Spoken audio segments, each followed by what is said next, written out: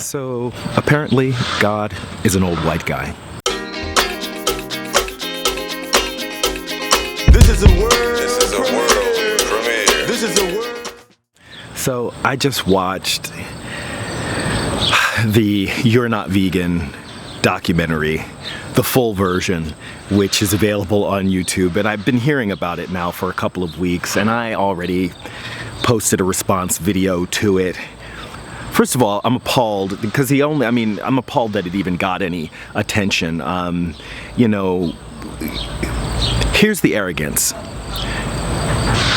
An elderly white man gets on camera without even introducing himself and begins to speak with great authority on the subject of veganism, using patriarchy, using white supremacy, using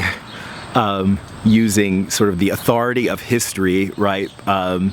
First of all, their entire framing of the history of the vegan society is incorrect.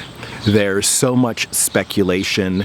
Leslie Cross is painted as just an evil, maniacal, egocentric, he's basically Iago, he's Richard III out to take over the society from poor dumb old ass Donald Watson and take away his simple concept of, just don't eat animals and turn it into something evil like the emancipation of non-human animals. What an evil idea that Leslie Cross had, to think that he could free animals from their exploitation and to try to make this beautiful, simple concept that was about what we put in our mouths and make it about something larger than an individual. How evil. That's the consummate evil, right? That's the way this video paints Leslie Cross. And not only does it paint Leslie Cross as this evil person for having quite a noble cause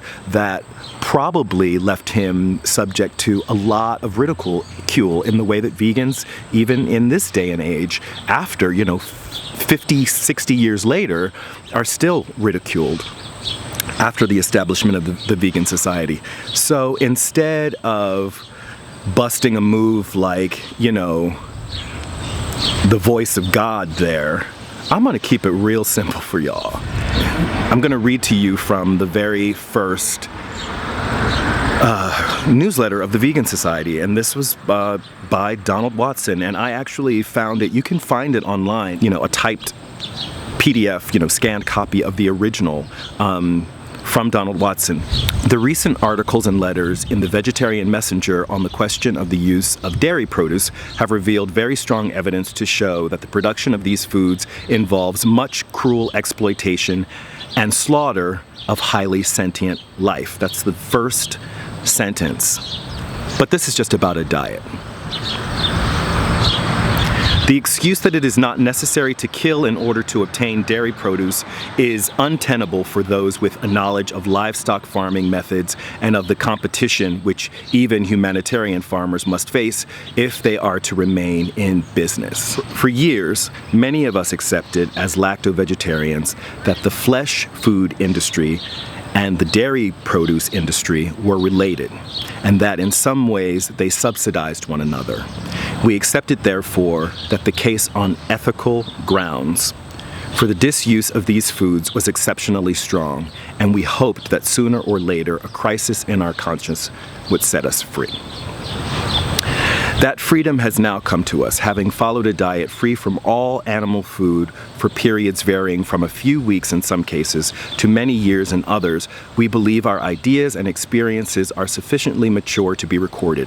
The unquestionable cruelty associated with the production of dairy produce has made it clear that lacto-vegetarianism is but a halfway house between flesh eating and a truly humane, civilized diet. And we think, therefore, that during our life on Earth, we should try to evolve sufficiently to make the full journey. we can see quite plainly that our present civilization is built on the exploitation of animals, just as past civilizations were built on the exploitation of slaves. And we believe the spiritual destiny of man is such that in time he will view with abhorrence the idea that men once fed on the products of animals' bodies. Even though the scientific evidence may be lacking, we shrewdly suspect that the great impediment to man's moral development may be that he is a parasite of lower forms of animal life.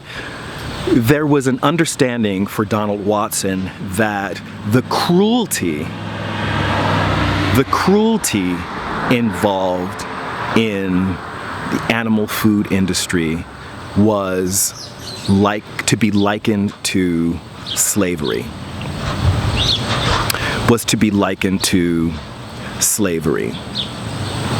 And so it seems to me that if he felt as strongly about animal exploitation as he felt about the exploitation of slaves, that it might follow logically that he would want to see the emancipation of animals.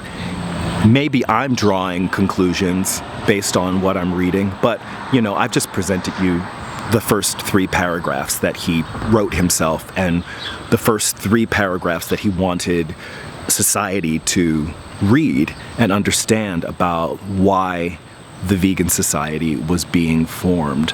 I hate to editorialize in this way, and I hate to use language like this, but it just seems like such a dark spirit to want to reduce something as large as the concept of a civilization free from the exploitation of sentient beings to simply how I'm going to look in my bikini.